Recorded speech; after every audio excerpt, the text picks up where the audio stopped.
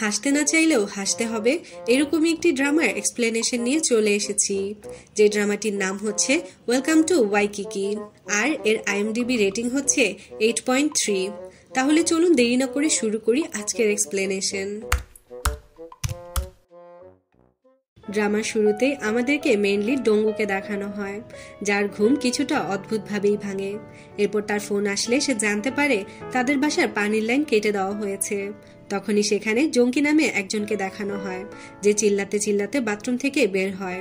জঙ্কি ভাবছিল নিশ্চয়ই ডঙ্গু তার সাথে প্র্যাঙ্ক করার জন্যই পানির সাথে কিছু একটা করেছে।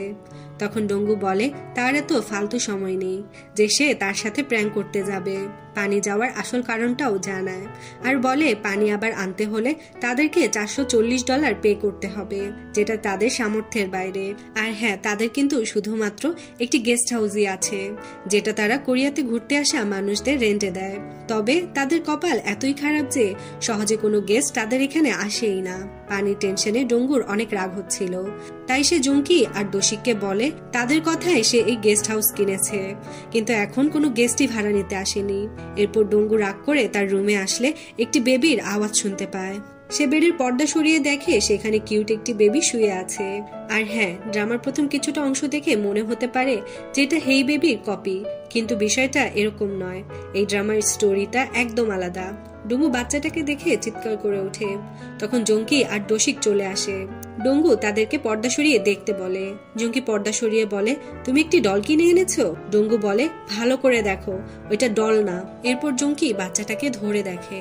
যখন বুঝতে পারে এটা কোনো পুতুল নয়, তখন সেও অনেক বেশি অবাক হয়ে যায়। তিনজন বাচ্চাকে দেখে অনেক চিন্তায় পড়ে যায়, আর ভাবতে থাকে এখানে বাচ্চা কিভাবে আসলো। তখন বাচ্চাটা কাঁদতে থাকলে ডঙ্গু ভাবে সে বাচ্চা কান্না অনেক ইজিলি থামাতে পারবে, তাই সে বাচ্চাটাকে ওঠাতে গেলে তার হাতে বাচ্চার পটি লেগে যায়। আর সেটা নিয়ে ডঙ্গু অনেক কাহিনী করে। এই সিনটা কিন্তু দেখার মতো ছিল। পরের সিনে ডঙ্গু বেবির ডাইপার বদলানোর সিদ্ধান্ত নেয়। সে এমন ভাবে বেবির ডাইপার চেঞ্জ করতে থাকে যেন কোনো সিরিয়াস সার্জারি চলছে এখানে। এরপর ডাইপার চেঞ্জ করতে সাকসেস হয়ে গেলে তারা পাগলের মতো খুশি হয়ে যায়। আর তারপর তারা সিদ্ধান্ত নেয় যে আজকের দিনটা তারা ওয়েট করবে বেবির গার্জিয়ান আসার জন্য। যদি বেবির গার্জিয়ান না আসে তাহলে তারা বেবিকে পুলিশ স্টেশনে দিয়ে আসবে। এরপর বেবির ডাইপার বদলানোর ভয়ে জঙ্কি আর দোষী কাজের বাহানা দিয়ে সেখান থেকে কেটে পড়ে। আর বেচারা ডঙ্গু বেবিকে নিয়ে ফেসে যায় আর নিজে নিজেই সান্ত্বনা দেয়, যাই হোক একটা দিনই তো, একটু কষ্ট সহ্য করে নিব। আর তখনই তার গার্লফ্রেন্ডের কল চলে আসে। নেক্সট সিনে ডঙ্গু বেবিকে নিয়ে তার গার্লফ্রেন্ড সোহার সাথে দেখা করতে যায়, যেখানে গেলে সোহা তার সাথে ব্রেকআপ করে নেয়। ডঙ্গু ব্রেকআপের কারণ জিজ্ঞেস করলে সে একটা একটা করে অনেকগুলো কারণ বলে।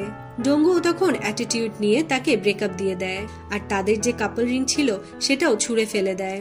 অন্যদিকে আমাদেরকে জঙ্গিকে দেখানো হয়, যে মুভির সেটে ছোট মোটো রোল প্লে করে ইনকাম করত। তবে এই ছোট মোটো প্লে করতে গিয়েও সে সেটে কোনো না কোনো ঝামেলা করতই। আজকে জঙ্কি গুন্ডার রোল প্লে করবে, আর সে যে হিরোর সাথে কাজ করবে সে হচ্ছে অনেক বড় একটা সাইকো। কারণ এই লোক কখনো কারোর সাথে কথা বলে না, শুধু আঙুল দিয়ে ইশারা করে। যদি কেউ তার ইশারা না বুঝতে পারে তাহলে তাকে জব থেকে বের করে দেওয়া হয়। এরপর অ্যাক্টিং এর সময় সে আঙুলের ইশারা দিয়ে জঙ্কিকে পিছনে সরতে বলে। তবে বেচারা জঙ্কি ইশারা বুঝতে না পারলে হিরো সেখান থেকে রাগ করে চলে যায়। জঙ্কি তখন ভাবছিল যে কিভাবে আমি আঙুলের ইশারা বুঝবো, আমি কি কোনো জাদুকর নাকি? আর বাকি সবাই বা কিভাবে বুঝতে পারে এই লোকের কথা, আমি কেন বুঝি না? এরপর রাতে দোষিক আর জঙ্কি বাড়িতে আসলে ডঙ্গু তার ব্রেকআপ আর রিং ফেলে দেওয়ার কথাটা জানায়। আর এই দুজন তো ডঙ্গুর দুঃখ বুঝেই না, উল্টা রিং ফালানোর জন্য কথা শোনায়। তারা বলে, রিংটা কেন ফেলে দিলি?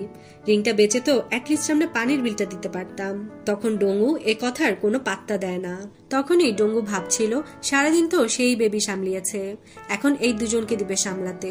কিন্তু তখনই দুজন দৌড়ে সেখান থেকে রুমে চলে আসে। আর বেবি সামলানোর ভয়ে জঙ্গি আর দোষিক সকাল সকাল তাদের কাজেও চলে যায়। বেচারা ডঙ্গু আবারও ফেসে যায়। ডঙ্গুর অবস্থা এখন একদমই খারাপ যাচ্ছিল, তার উপর বাড়িতে এক ফোঁটাও পানি নেই। তাই সে সেই রিংটা খুঁজতে যায়, আর রিংটা খুঁজে পেয়ে সে মার্কেটে বেচার জন্য আসে। আর তখনই ডেঙ্গুর গার্লফ্রেন্ড সোহা তাকে দেখে ফেলে। ডেঙ্গু তো এটা দেখে ভয় পেয়ে যায়। অন্যদিকে জঙ্গি সেটে এসে দেখে সেই হিরো তার আঙুলের মাধ্যমে জোক শোনাচ্ছে, আর সবাই তার জোক শুনে হাসতেও থাকে। এটা দেখে জঙ্কি হা হয়ে যায় আর ভাবতে থাকে এরা তো এই সাইকোর আঙুলের ইশারার যোগও বুঝতে পারে, আর সে যদি আজকে সাইকোর আঙুলের কথা না বুঝতে পারে তাহলে আজকে তো তাকে সেট থেকে বের করে দিবে। এরপর সাইকো জঙ্কিকে তার আঙুলের ইশারা দিয়ে বোঝায় তার চোখগুলো অনেক সুন্দর। জঙ্কি তো তার ইশারা বুঝেই না, সে কি বলবে সেটাও বুঝতে পারছিল না। তখন সে কোনোভাবে থ্যাংক ইউ বলে দেয়, যার কারণে হিরো খুশি হয়ে যায়। জঙ্কিও এটা ভেবে খুশি হয়ে যায় যে এইবার সে কোনোভাবে বেঁচে গেছে। সেট থেকে বের হওয়ার আগে জঙ্কি ওয়াশরুমে যায়, সেখানে সেই হিরোর সাথে তার দেখা হয়ে যায়। জঙ্কির গালে কিছু একটা লেগেছিল, হিরো তাকে ইশারা দিয়ে সেটা সরাতে বলে।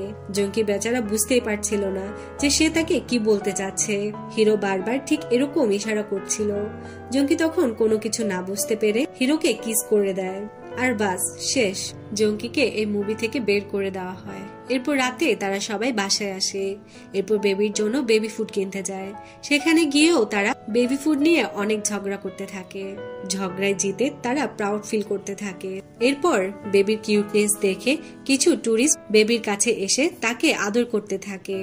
আর তখনই চালাক জঙ্কি সে টুরিস্টদের তাদের গেস্ট হাউসে থাকার জন্য অফার করে, আর প্রথমবারের মতো তাদের গেস্ট হাউসের রুম ভাড়া দেওয়া হয়। আর তাই তারা তিনজন অনেক হ্যাপি ছিল। তখন সেখানে বেবির মা ইউনা চলে আসে, আর তারা জানতে পারে যে ইউনা একজন সিঙ্গেল মাদার, আর তার বেবির নাম হচ্ছে সোল। সোলের বাবা তাদের ছেড়ে চলে গেছে, আর সে তার বেবির খেয়াল রাখতে পারছিল না, কারণ তার কাছে টাকা নেই। আর তাই সে সোলকে তাদের গেস্ট হাউসে রেখে গিয়েছিল।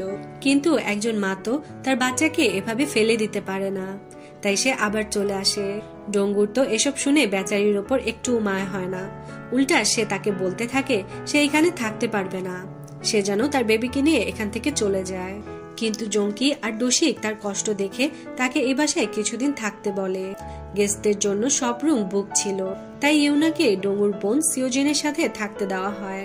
আর হ্যাঁ, এই তিনজনের সাথে কিন্তু ডঙ্গুর বোনও থাকে। রাতে সিওজিন বাসায় এসে তার রুমে ইউনাকে দেখে ভয় পেয়ে যায়, আর তার চিৎকার শুনে সবাই চলে আসে। আর এই মুভমেন্টেও জঙ্কি সবকিছু বাদ দিয়ে ডঙ্গুর বোন সিওজিনের বডি দেখে তাকে বলতে থাকে, প্রথমবারের মতো তোকে দেখে মনে হচ্ছে যে তুই মেয়ে, আর নয়তো আমি তোকে আমাদের মতোই ছেলে ভাবতাম। এটা শুনে সিওজিন অনেক রাগ হয়, আর সে জঙ্কিকে মারতে থাকে। সিওজিনের তো রুম শেয়ার করার কোনো ইচ্ছাই ছিল না, আর কোনো উপায় না দেখে সে ইউনার সাথে শুয়ে পড়ে। পরের দিন সকালে সবাই ব্রেকফাস্ট করার সময় বেবি কান্না করতে থাকে। তখন ইউনা সবার সামনেই বেবিকে ব্রেস্ট ফিডিং করতে থাকে। এটা দেখে তো সবাই অনেক লজ্জায় পড়ে যায়। সবাই এদিকে ওদিকে ভাগতে থাকে। তার উপরে আবার ইউনা সবাইকে বলে যে তার বেবি ব্রেস্ট ফিডিং করতে পারছে না, আর বেবিকে ব্রেস্ট ফিডিং করানোর জন্য তার ব্রেস্ট পাম্প দরকার। এই গাধাগুলোর তো ব্রেস্ট পাম্পের ব্যাপারে কোনো জ্ঞানই ছিল না, তবুও তারা ব্রেস্ট পাম্প কিনতে যায়। আর সেখানে তাদের এক মহিলার সাথে দেখা হয়ে যায়, যে তাদেরকে ডিটেলসে ফিমেল বডি পার্টস নিয়ে বোঝাতে থাকে। এসব শুনে তো তাদের মাথা কাজ করা বন্ধ করে দেয়। তারপর তারা কোনোভাবে সেটা কিনে বাসায় চলে আসে। ইউনা সেটা পেয়ে জঙ্কি আর সিওজিনের সামনে ব্যবহার করা শুরু করে দেয়। এরপর রাতে ডঙ্গু এসে তাদেরকে বলতে থাকে ইউনা কি চলে গেছে, তবে তারা তাকে কিছু বলার সাহস পায় না। এরপর ডঙ্গু দেখে ইউনা সেখানে এখনো রয়ে গেছে। এটা দেখে তার অনেক রাগ হয়, আর সে দৌড়ে ইউনার কাছে যেতে গেলে সবাই তাকে আটকে ফেলে। আর এই এপিসোডটা এখানেই শেষ হয়ে যায়। নেক্সট এপিসোডগুলো দেখার জন্য আমার চ্যানেলটি সাবস্ক্রাইব করে রাখুন। আর এই এপিসোডটি যদি ভালো লেগে থাকে তাহলে অবশ্যই একটি লাইক করে দিবেন।